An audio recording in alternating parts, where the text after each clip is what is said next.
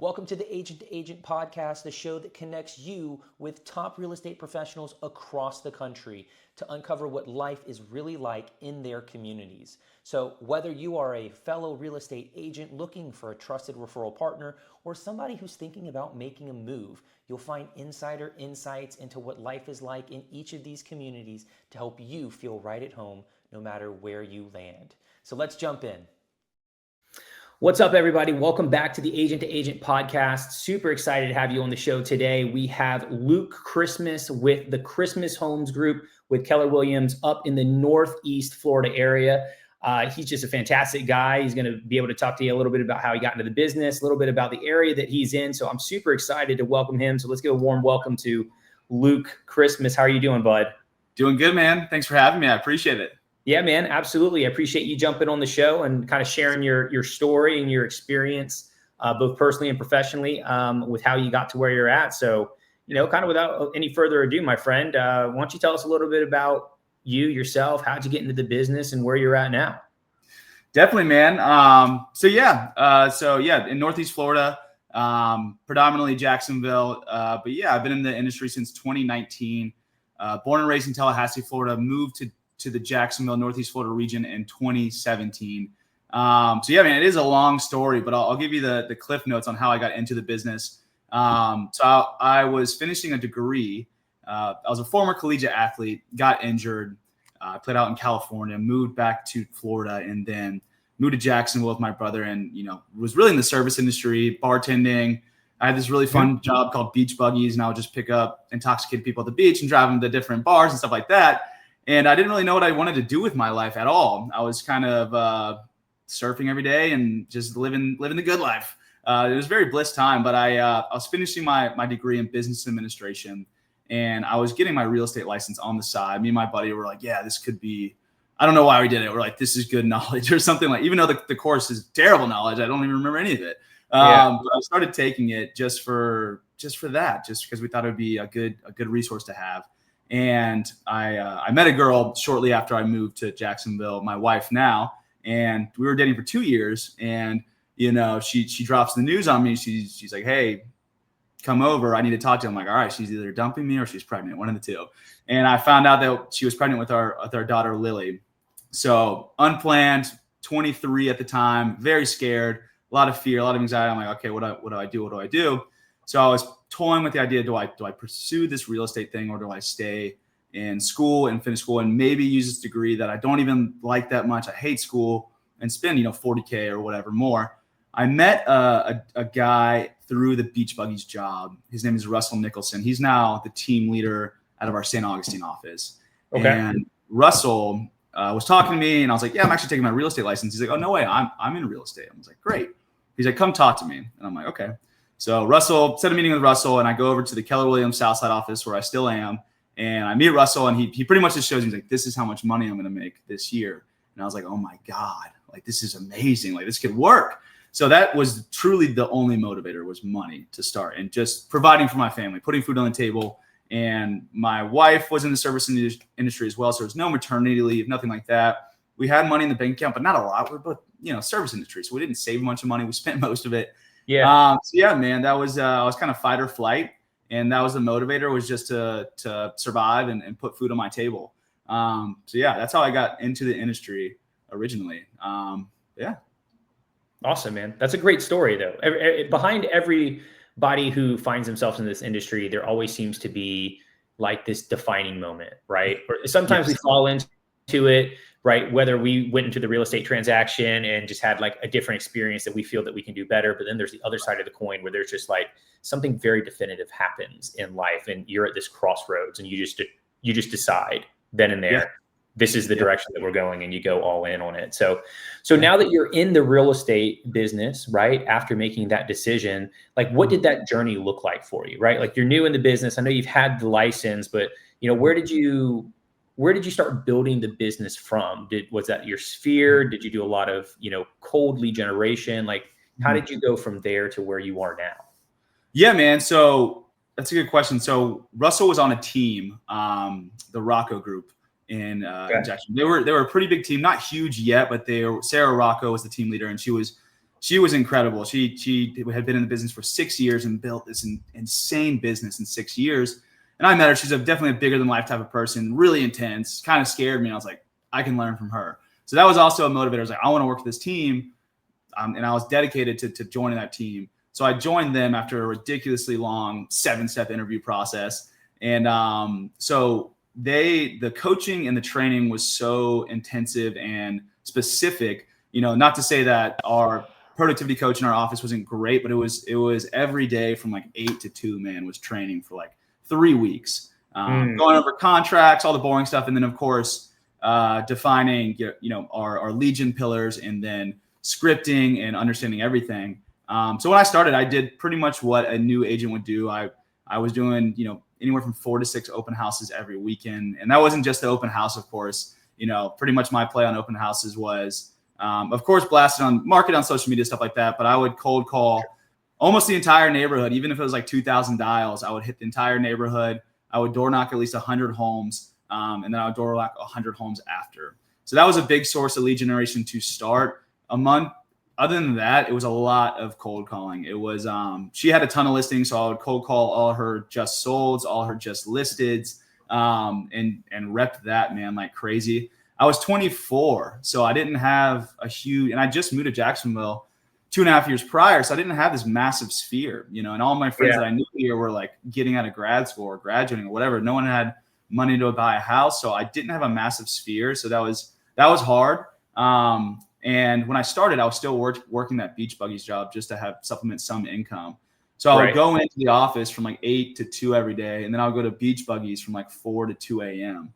And it was brutal, man. And but that Beach Buggies job, I'm picking up people at the beach all day. I pick up like 100 people. So I was having conversations constantly. And I closed quite a bit of deals from that as well. So trying to build my sphere that way, I figured, what environments am I in constantly?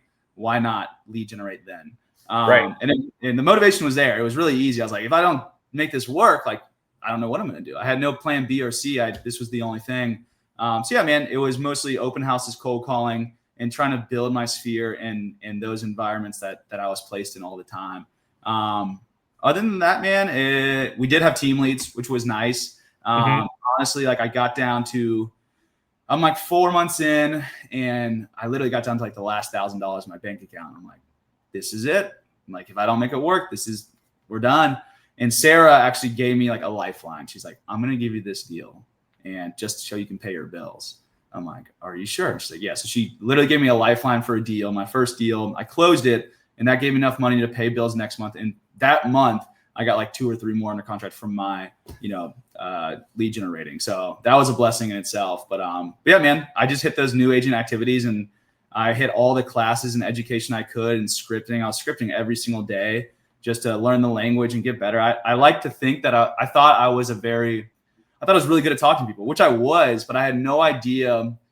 I'm a high I, in the DISC personality test. I had no idea how to talk to a D. I had no idea how to talk to a C. I knew how to talk to an I or maybe an S, but learning those different personalities was a big thing for me in the beginning.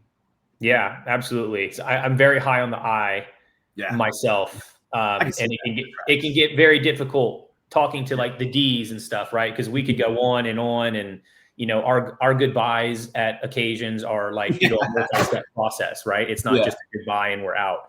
Right. So I completely relate to that. Yeah. With where you're at there. So you were on the team. So now you have your own team, right? Christmas home. So yes. How did that transition go? Like, how long have you had your team? I know that you've just recently kind of grown your team, I believe, but when did you decide to make that breakaway and kind of do your own thing, and taking those lessons that you learned from the team to kind of craft and make your own stuff? Definitely, man. Yeah. I was on the team for almost 3 years, and it was amazing, man. They taught me. I credit a lot. I credit most of what I know to Sarah from a business standpoint and a personal standpoint. She poured into me a lot on all facets. So that was awesome. But the reason I broke away was a lot of reasons. I wanted to put my name on something. I knew I wanted to build something for myself and my family. And two, the team was amazing, but it took a lot of time away from me. And to be honest, man, like I wanted to do less and make more money, and I thought I could do that. And but the main motivator was I felt like I could have more of an impact on the world and people on my own, right, and have a bigger reach.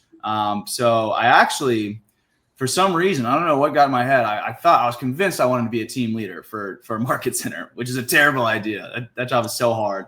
And yes, it is.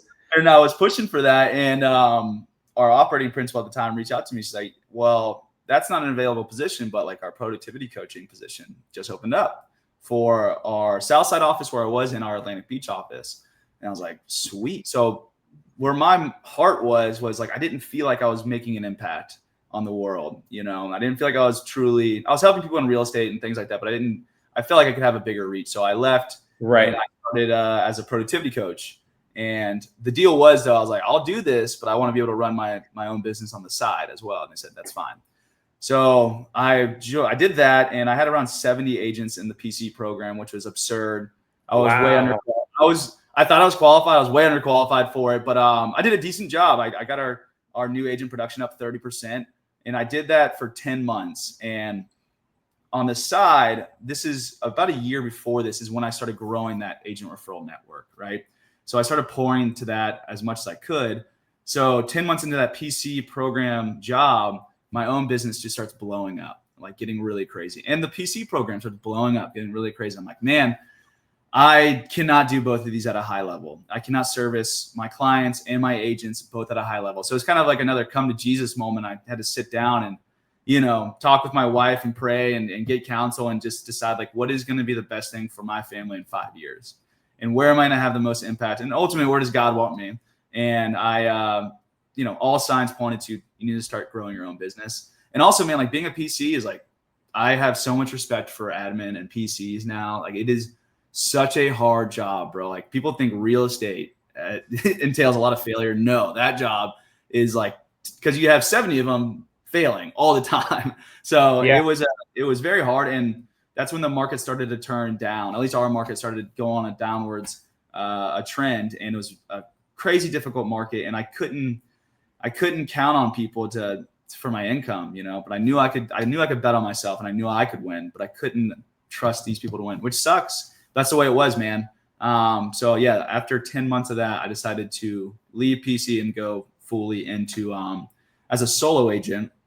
So I worked as a solo agent. This is probably like 4 or 5 months in as a solo agent. Started doing 5 to 6 transactions a month. And I had a TC at the time, but I needed more. You know, I needed more operations. I needed more leverage to continue to grow the business. So not to get too confusing here, but my director of operations that was on the Rocco group had left as well. And I was about to set myself up with Livian. I don't know if you know what that is. It's a operations company thing amongst Keller Williams. And I was looking into that, and I told her about it. She's like, wait, don't do that. I'm starting an operations company. I'm like, okay, sweet. So I meet with her, and she is starting this operations company. Her name's Sam Cox, the owner of the company. And she is without a doubt, the smartest, just most efficient admin mind I've met to date, man. She's a genius. And I knew we had a tight relationship, and I knew how she worked. So I was actually their first client. And they do all things operations, TC, listing management, event planning, all this stuff. And I was like, yeah, this sounds great. I'll be your first client. She gave me a discount because I was the guinea pig. So that was nice. Yeah. And started with them, man. And that was a huge blessing, man. They boosted my business not tenfold, but double at least. Once I could get my vision and my systems in my head on paper, and she helped me do that, especially with my referral network. We created a really strong system to just make that a well-oiled machine. And that's when my business really started taking off. So last year I did, I helped 58 families for around 21 million in volume, which is awesome. Awesome. However, I'm not the type of person that wants to do 100 plus transactions a year. I know I don't want that. You know, my family doesn't deserve that. And people kind of wear that as a flex sometimes. I'm like, man, like, how are your kids? You know? So I didn't want that. And I want to work. I love the team, man. I was a college athlete, and I wanted camaraderie. I miss that the most. And I thought to myself, this is just one more way I can impact a life. So that was the motivation to start growing the team. Plus, I just got so busy, man. I couldn't service my clients the right way, and that's why I started to look for a team. And then I hired a coach who guided me through hiring the 3 agents that I hired this year. And then I ultimately left OpSuite and hired a full-time admin as well. So yeah, that's kind of how I got here. That's awesome. And when your team is, how big is your team now? Is it like 5 or 6? 3 agents, myself, also an agent, and then 1 full-time admin. But we'll be making for sure like a virtual assistant hire very soon for her because she's slammed. So she's slammed. We'll be growing. Yeah. That's awesome, man. That's awesome. So when you got, so this last year, right, when you transitioned solo agent, you said 58 families in 2024 for 21 million in volume. And that's solid, man. That's some solid production numbers. And with that comes a lot of time and stuff. I mean, did the majority of your business now at this point come from relationship, database, sphere of influence? It just has kind of been stacking up, or were you still hammering out the 2 open houses a week and hitting the expireds and more of those cold leads still? No, man. So when I left the Rocco Group, and I knew what I was signing up for when I joined the Rocco Group, but I had a non-compete, for 2 years, and I lost like a huge, like 90% of my database, to be honest. A lot of it. So my sphere was a lot better, but I lost a lot of my past clients, things like that, which is fine. Like I knew that was going to happen. I had no, ill will, or like I wasn't mad about it. I was like, all right, this is how it is. And I was hammering agent-to-agent referrals like crazy, man. I knew I liked that. Year 2 or 3 on the Rocco Group, that's kind of what I found. I see this. I didn't necessarily like. I didn't like the new agent activities, man. I didn't like cold calling expireds. I don't necessarily like it, and I didn't like working with them either. Usually, when someone's expired, there's a reason for it, and it's not always because the agent was bad. So I didn't necessarily. I didn't love those things. And I knew that I was really good at doing this, meeting people like you and creating these relationships. It's relatable. I like talking to other agents. I like learning from them. I like hearing their stories. So this came very easy to me. And I went to Sarah, my boss at the time. I was like, I'm going to find a way to be successful and not do all this cold calling and all these things. And she's like, no, you're not. And I was like, okay. So I was like, I just kind of had a chip on my shoulder. I was like, watch me. And that's what motivated me to start that agent referral network. And I started cold calling agents in like New York, New Jersey, like where I saw a ton of people coming from, California. And that wasn't very successful, to be honest. I do still have some referral partners from that. And I was cold calling. I was having conversations like, hey, man, I'm in Northeast Florida. I have a lot of people come from Jersey. Tell me about your business. Tell me who you are. And sometimes they'll be like, yeah, you can kick rocks and like hang up. I'm like, okay. Fine. Yeah. And, but I started people are always like dumbfounded. I'm like, what? Why are you calling me? I'm like, because I want to get to know you, have a conversation. And I started growing the database for my referral partners that way. And I really had no systems. My only system was like quarterly call. I would call them once a quarter, see how their businesses, see how their kids were. I'd take their own notes, like, hey, you told me your daughter was graduating, how'd that go? Whatever it was, just try to bring some sort of authenticity to the table instead of like, you got any referrals for me? I'm in Northeast Florida. And I started growing it that way. And then really, when my eyes opened up to the referral network, specifically on KW, was my first family reunion in 2021 when I met just a core group of people, man, and just really enjoyed them. They enjoyed me, and they were like, hey, like come to this, come hang out here, come hang out this. I'm like, oh my God, like this is what people do for Legion. This is great. This is so fun, And I just started jotting down everybody's information, and then through that family reunion, I just made a plan. I was like, all right, like I have all these people's information. I'm going to set a Zoom call with every single one of them. So when I got home from that, I was all jazzed up, and I started setting Zoom calls with all these people and just getting to know them, and then putting them in the database and just keeping that quarterly call. So that's really what blew my business up, man, was just that. And I knew it was just really fun and easy. I was like, this is the first source of lead gen that I like truly, really, really enjoy.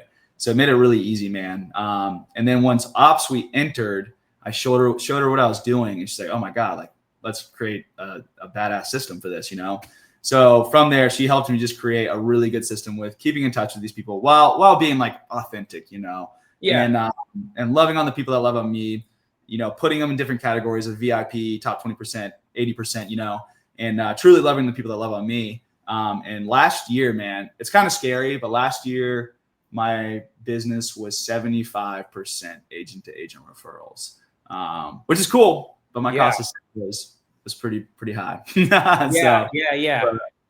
But it was good. as the saying goes, right, a smaller piece of a larger pie can at times beat 100% of a smaller pie, like all day.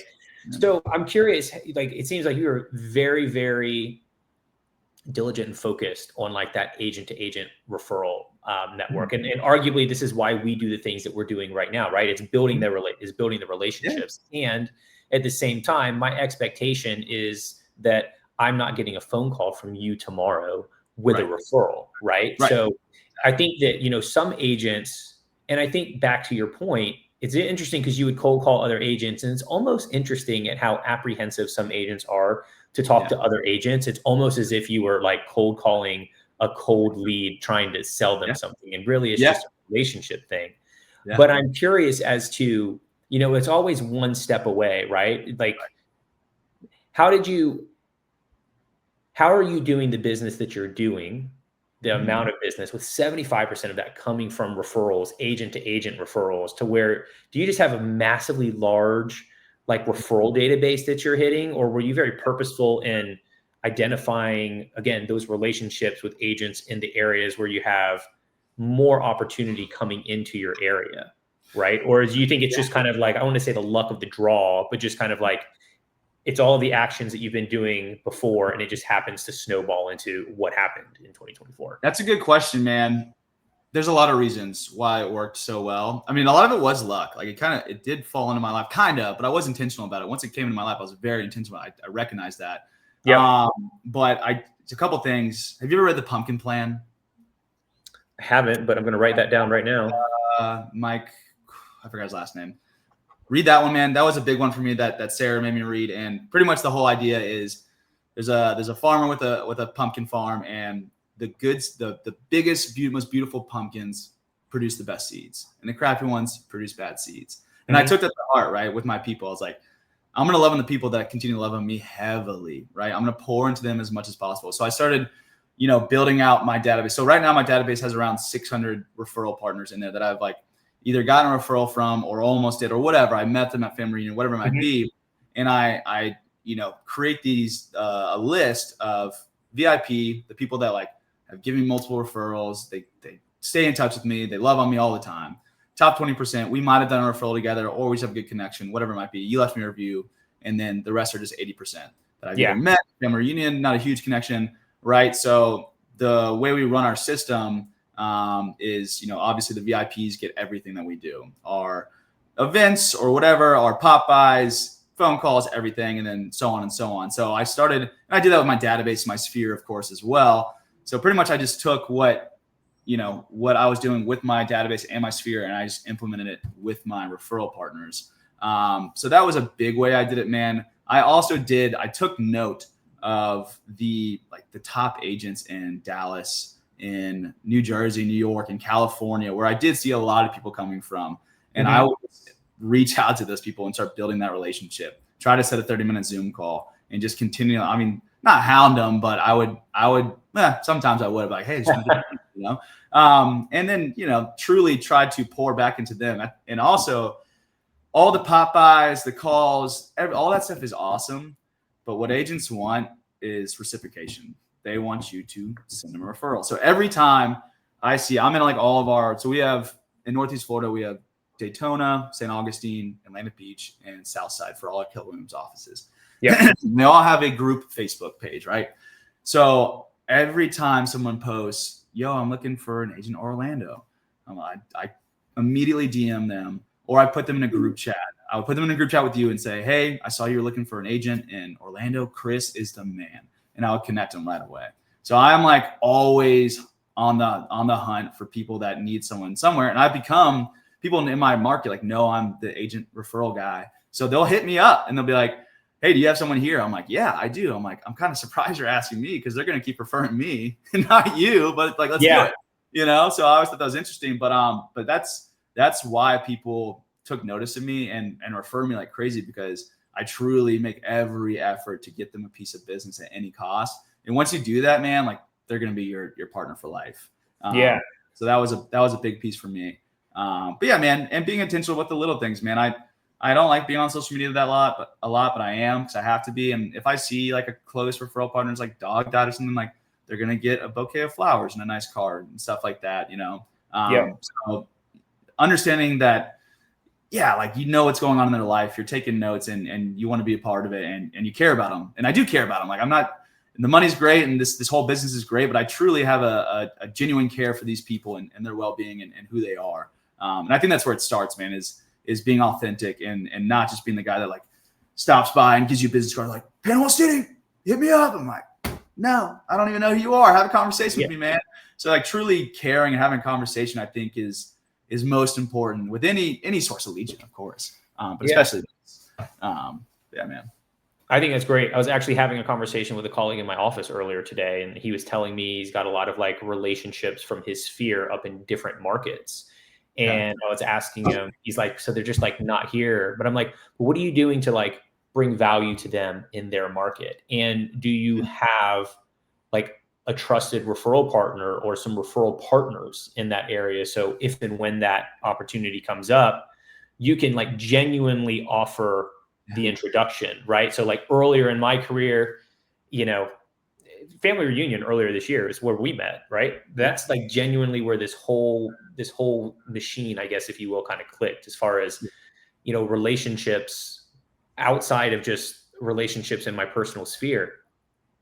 And before, when I'd have a referral sent out, I'd like jump into like one of those Facebook groups or something that you were talking about.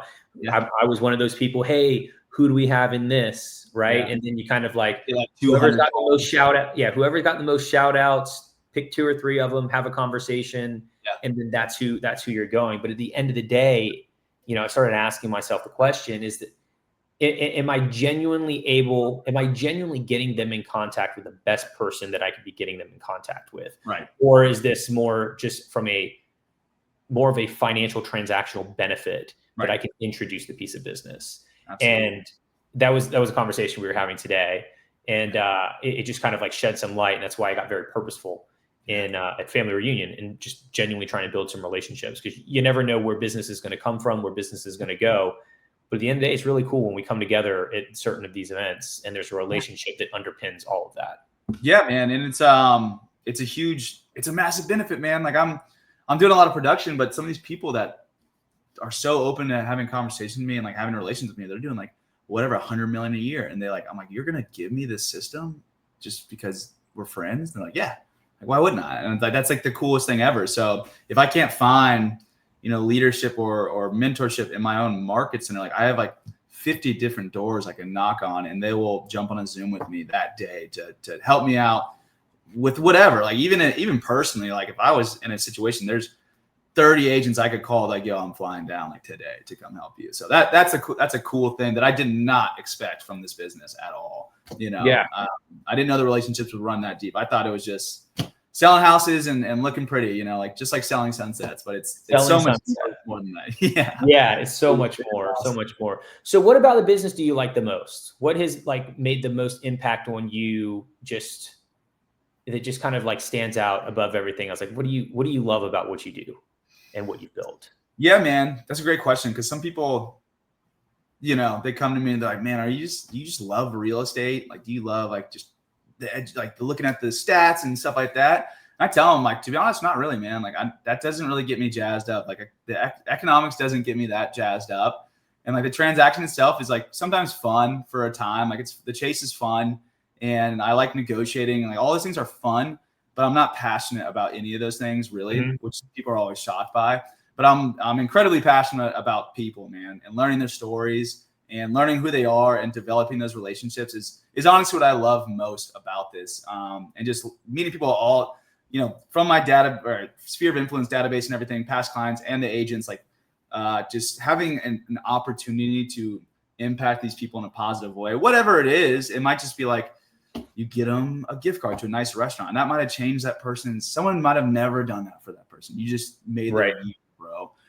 So to have the opportunity to have those sort of impacts, I love. And now giving my agents on my team, like Sarah did for me, before I got into real estate, I didn't know. I don't come from a lot of money or anything like that, so I didn't know the capacity. I thought you just got a W-2 job and you get pension and that's it. Like I didn't know this was a possibility.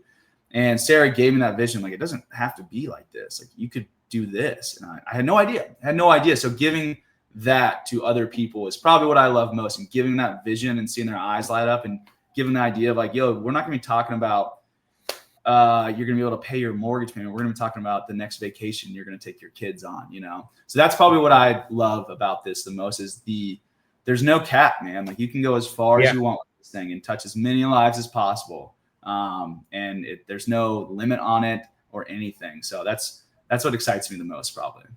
That's awesome. That's awesome. Well, very cool, man. I appreciate you sharing like kind of like your journey. I think that it's been a very cool journey to just hear and learn from kind of how you were at the beginning to where you are now.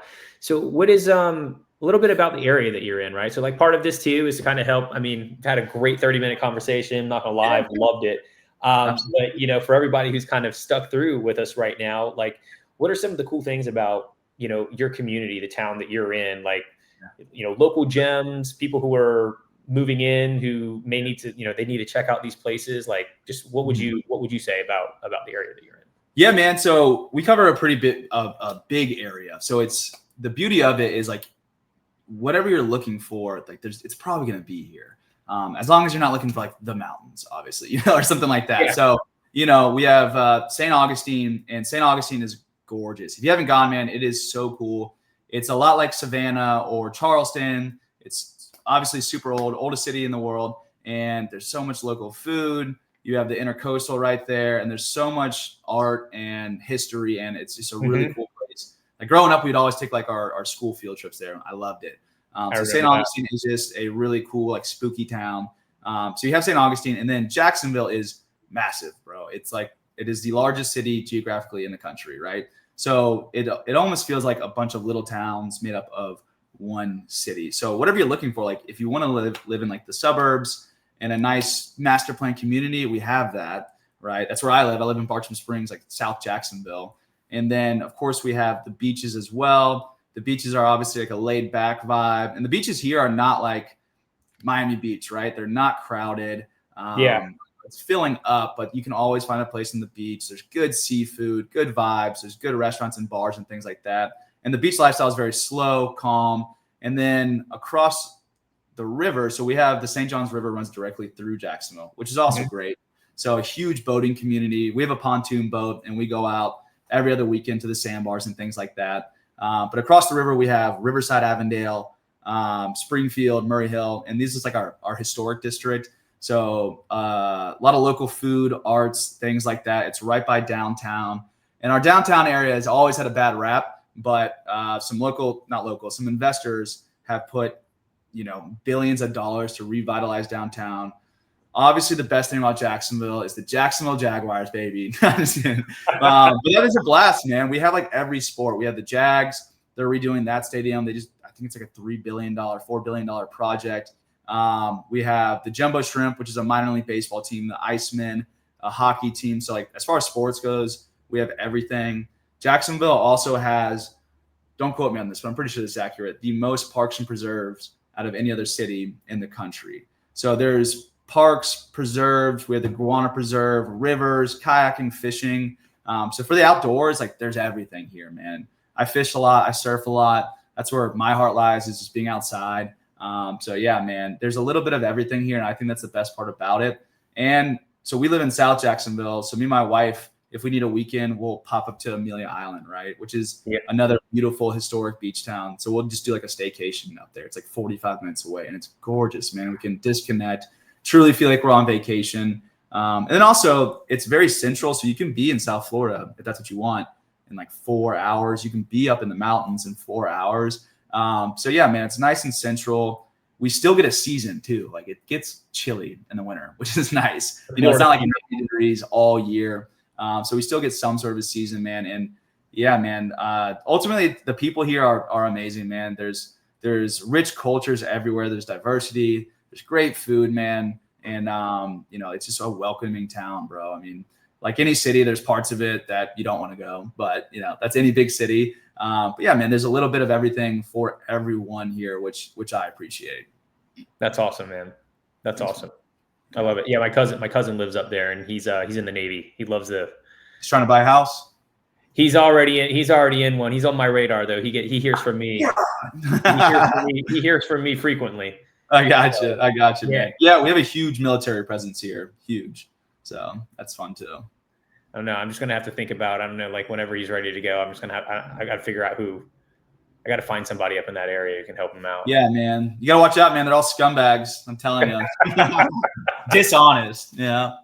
Oh my gosh. So, all right. So kind of like on that, man, like I'd love to end on just, referrals are kind of like the lifeblood of our businesses, whether that's coming from agent to agent or from, the people, who know, like, and trust us. But if somebody sends you a referral, right? Like, what is that expectation? What can they expect from you from that client service delivery and communication back and forth?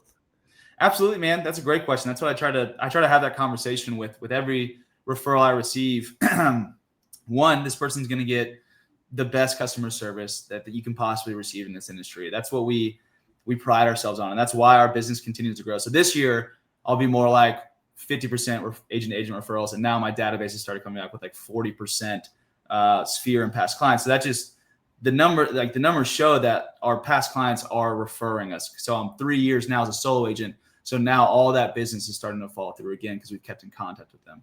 So yeah, man, they can expect an incredibly high level of communication and ultimately integrity and honesty throughout every piece of the transaction, right? And that's something that our industry lacks so much is honesty and integrity, man. So I'm never gonna tell someone they have to do this, they have to do that. I'm only going to educate them and advocate for them like crazy, man, and make sure that they're protected and that their best interests are in mind. And of course, negotiate like crazy and give them the best deal possible if they're selling or buying. And yeah, man, and just take care of them and treat them like our own and treat them like our family. And for the agents that are referring us, we always keep a high level of communication when we're going through this process with them. It's not just like I get the referral, sign it, and then we send you a check. It's, hey, right, we haven't done any showings yet, but just want to let you know we're communicating with Derek and everything's going good. And of course, once the process starts, giving them a high level of communication. And of course, loving on them. Every time we receive a referral, I send out a handwritten note thanking them for that business, because ultimately, I don't take it lightly, and I tell my referral partners that I'm like, yo, y'all are putting food on my table and helping my family and their future. And also you're allowing me to impact more lives. And ultimately that's our mission, man, is to impact a life every single day, further the kingdom of heaven and spread love throughout. And every referral that we receive gives us the opportunity to do that.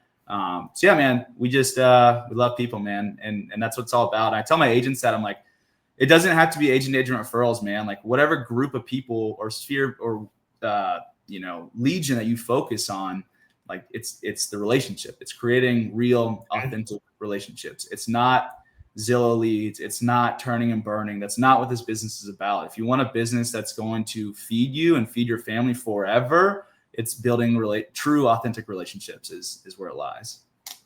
Absolutely. I love that. So I think that's a great place to end right there. Yeah, bro. To be honest, I practiced that for like an hour before this. No,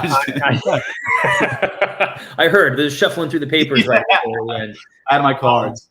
Yeah, cool, bud. Well, is there like one last tidbit that you'd like to leave the audience with before we jump off? Otherwise, I think that we're on a high note, and I love how we ended this. Yeah, man. Ultimately, I mean, what got me through this is my faith in Christ. Really, that's kind of that's why I wake up every day. That's why I do what I do. I think God's called me to do this. Obviously, I'm heavily religious, but that's my number one thing, man. I love my wife, I love my kids, but every day I start the day in the Bible, and Jesus has allowed me to do this and impact the world in ways I never thought were possible.